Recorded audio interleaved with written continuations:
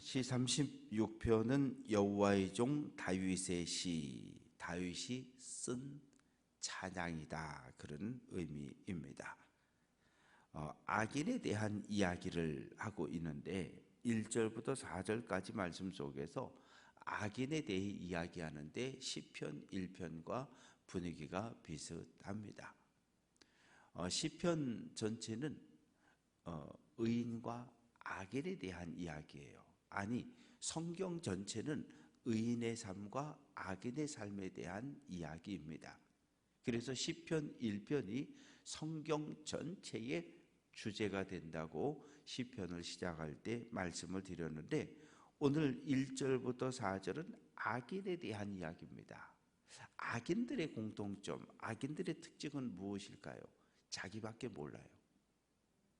다른 사람이 어떻게 되든 상관없어. 다른 공동체가, 내가 속해 있는 공동체가 어떻게 되든 상관이 없어요.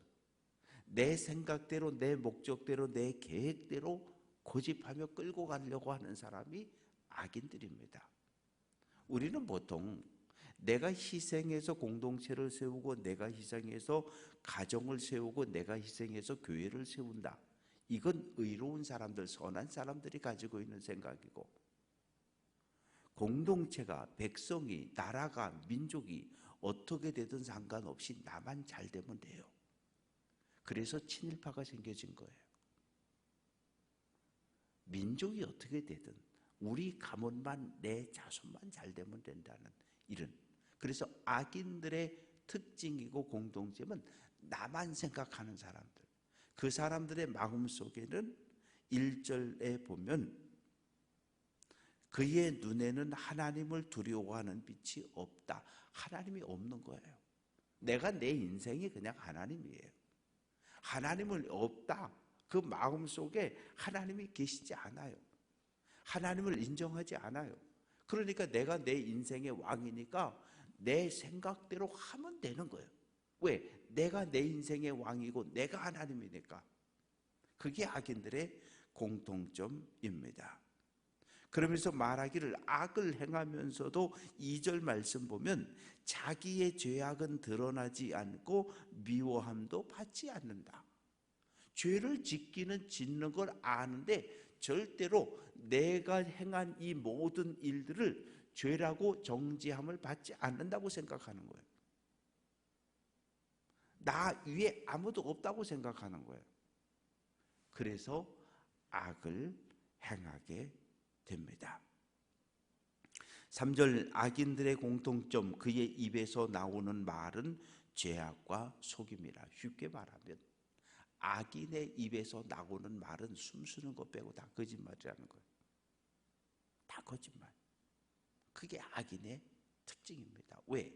악인은 선한 길을 걸어가지 않아요. 하나님의 말씀대로 사는 걸 거부하는 사람이에요. 그런데 그 입에서 어떻게 진실이 나옵니까? 하나님을 두려워하는 사람은 거짓말 못해요. 하나님의 살아계심을 믿는 사람은 다른 사람을 속일 수 없어요. 차라리 내가 속임을 당하는 게 낫지, 다른 사람을 속이고 나면 양심의 찔림을 받아서, 신앙의 찔림을 받아서 견디지를 못해요. 지혜도 선행도 행하지 않습니다. 4절 말씀 보면 침상에서 죄악을 꾀하며, 아니, 침상은 한날 일을 열심히 하고 침상은 잠을 자는 곳인데 침대에 누워서도 어떻게 하면 뺏어올 수 있을까? 아합 왕 같은 경우에 침상에 누워서 어떻게 하면 나봇의 포도원을, 저걸 내 것을 만들 수 있을까? 저걸 내 걸 만들 수 있을까?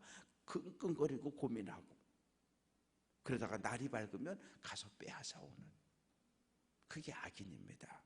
남들은 다 잠을 자는 시간에도 잠을 자지 않고 악을 계획하고 실천할 준비를 하는 사람, 그거의 악인입니다. 그래서 착한 사람이, 의인들이 악인을 못 이겨요. 왜? 착한 사람들, 의인들은 설마 저 사람이 날 속일까? 설마 저 사람이 나한테 사기칠까? 사람을 믿거든요. 사람을 믿어요. 그런데 악인들은 그렇지 않아요. 악인들의 생각 속에는 온통 빼앗고 사기치고 속이고 이 생각밖에 없어요. 어떻게 이겨요? 악인들은 무진장 부지런해요. 선한 사람들은 에이 설마 뭐 다 나 같은 줄 알아요. 그래서 그저 천천히. 그런데 악인들은 부지런해요. 악인들은 권력과 돈의 욕심을 가지고 있어요. 악인들이 움직이는 곳, 악이 행해지는 모든 곳엔 돈이 있고 권력이 있어요. 그것 때문에 악을 행하는 거예요. 생기는 것이 아무것도 없는데 땀 흘리고 뛰어다니면서 악을 행하는 사람은 아무도 없습니다. 악인들이 움직이는 만큼 재물이 생기고 권력이 생기고 이익이 생기니까 그렇게 뛰어다니는 거예요. 그래서 5절부터 9절까지 말씀 속에서 여호와여 하나님께 부르짖는 거예요. 탄식하는 거예요. 주의 인자하심이 하늘에, 주의 진실하심이 공중에, 하나님의 인자하심과 진실하심이 온 우주에 가득하다는 거예요. 가득하다는 거예요. 그러면서 6절에 주의 의는 하나님은 공의로우신데 공의로우신 하나님은 이 산들과 같다. 산들과 같다는 얘기는 산은 잘 안 움직입니다. 큰 산이 뭐 춘천을 둘러싸고 있는 이 산들이 갑자기 푹푹 꺼지거나 그러지 않아요. 잘 안 움직여요. 수백 년, 수천 년이 지나도 저 모습 저대로 오랫동안 있습니다. 주의 심판은 큰 바다와 같다. 무슨 뜻이에요? 하나님은 정의로우신 분인데 정의로우신 하나님께서 이 세상의 악인들을 심판해 달라는 거예요. 하나님의 정의로움으로 하나님의 율법으로 악인들을 심판해 달라는 거예요. 구원해 달라는 거예요. 그런데 6절 끝부분에 보면 여호와여 주는 사람과 짐승을 구하여 주시나이다. 사람과 짐승은 하나님이 창조한 이 땅의 모든 피조세계를 대표하는 겁니다. 사람과 짐승의 공통점이 있죠. 무엇입니까? 흙으로 창조되었다는 거예요. 하나님은 사람을 만들 때 흙을 가지고 하나님의 형상대로 만드셨고 짐승을 만들 때도 흙으로 모든 짐승들을 창조하셨어요. 공통점입니다. 차이는 무엇입니까? 사람에게는 하나님의 호흡, 숨길이 영혼이 하나님의 생명이 들어와 있는 거고 짐승에게는 생명은 있으되 하나님의 영이 들어와 있지는 않은 거예요. 그 차이입니다. 그래서 7절에서 하나님이여 주의 인자하심이 어찌 그리 보배로우신지요. 사람들이 의로운 사람들이 주의 날개 그늘 아래에, 주의 날개 그늘 아래라고 하는 건 암탉이 병아리를 딱 품는 것처럼 하나님 은혜의 날개 아래, 광야 40년 구름기둥 그늘 아래, 구름기둥이 만들어주는 그늘 아래 있을 때 시원하고 서늘한 거예요. 밖으로 나가면 뜨겁고 더워요.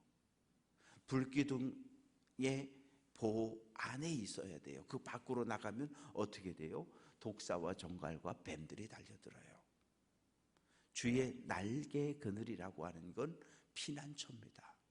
의로운 사람들은 어디로? 주님의 날개 그늘 아래로 몸을 피하는 거예요.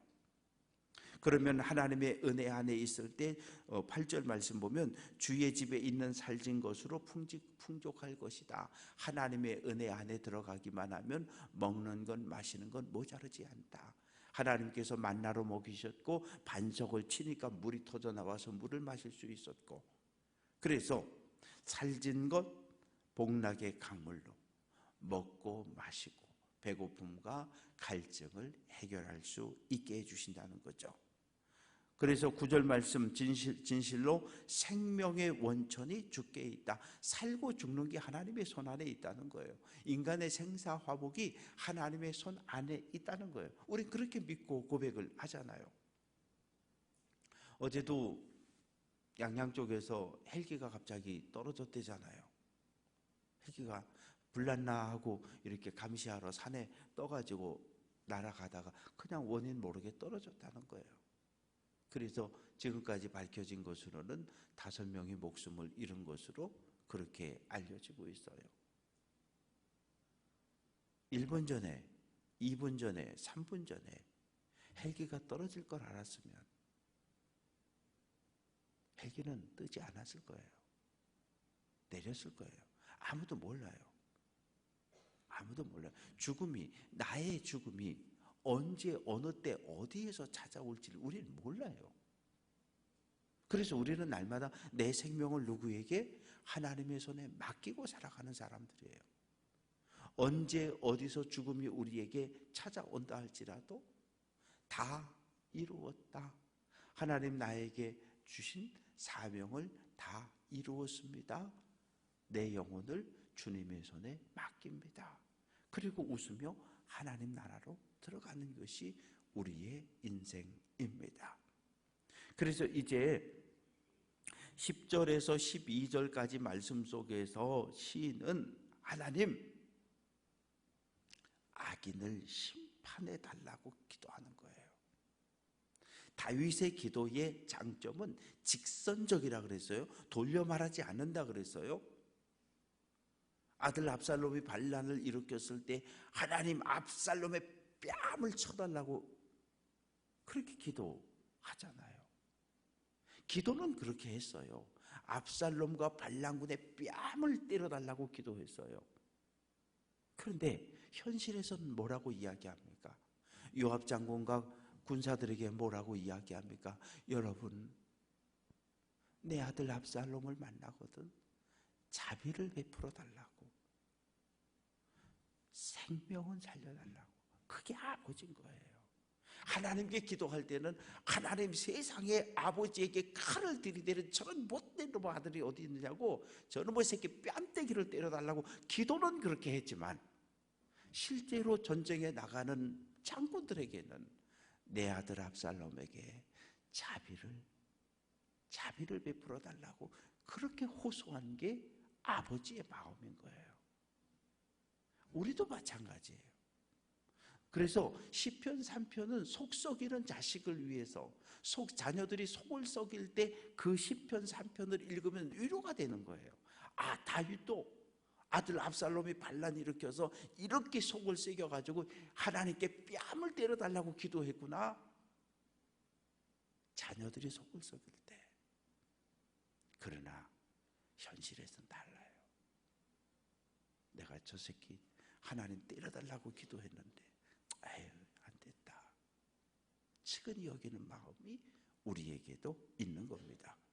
그래서 다윗은 하나님께 기도하는데 주의 인자하심을 계속, 주를 아는 자들에게는 주의 인자하심을 계속 베푸시고 마음이 정직한 자에게는 주의 공의를 베푸소서. 의로운 사람, 선한 사람들은 하나님의 은혜 안에 거하게 하시고, 11절 교만한 자의 발, 악인들의 손이 나에게 닿지 못하게 해달라는 거예요.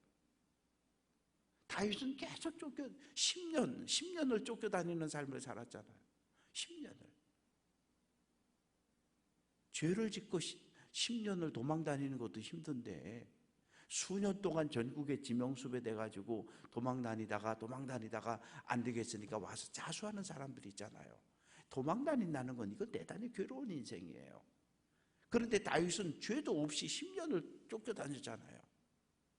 그래서 하나님, 나를 쫓아오는 저 악인들, 대적들이 나를 더 이상 쫓아오지 못하게 해달라고 하나님의 능력으로 나를 구원해 달라고 호소합니다. 그러면서 12절 악을 행하는 자들이 거기서 넘어지게 해달라고, 넘어지고 다시는 일어나지 못하게 해달라고. 뭐예요? 하나님께서 그들을 심판해 주시고 그들을 하나님의 몽둥이로 때려 주셔서 나를 죽이려고 쫓아오는 저 대적들, 악인들을 하나님 심판해 달라고 호소하는 거. 왜?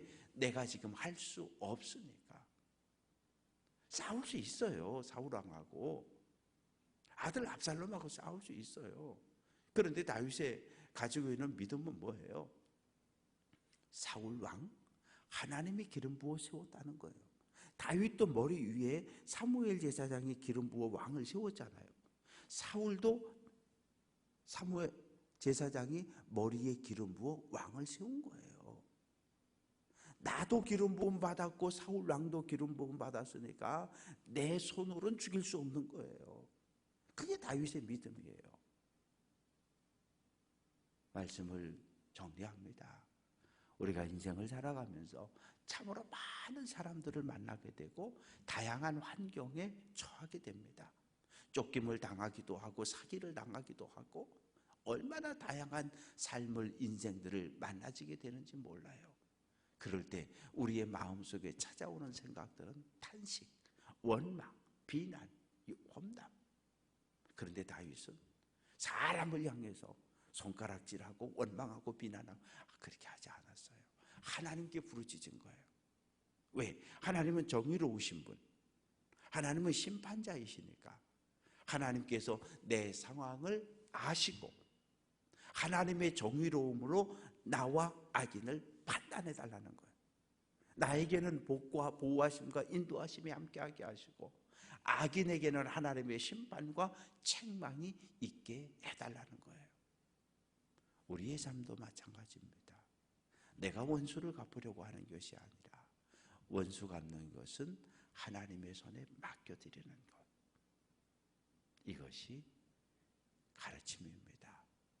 오늘 한 날 믿음의 길 걸어가며 만나지는 많은 사람들, 하나님께서 내게 보내주신 천사인 줄 알고 만나지는 형제 자매들을 위해서 기도하시고, 또한 이단들이 특세를 해요. 공통점은 꼭 둘이 달려든다는 거예요. 별별 방법으로 자녀를 상담해 준다거나 뭐 여론조사를 한다거나, 목적은 전화번호를 따가는 거예요.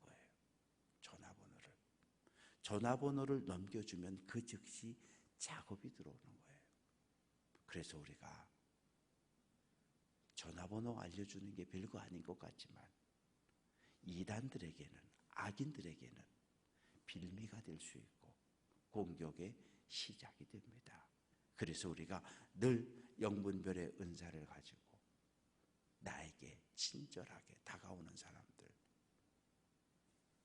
모르는 낯선 사람들이 친절하게 다가올 땐 우리가 조금은 경계해야 하고 살펴야 해요. 하나님께 기도해야 해요.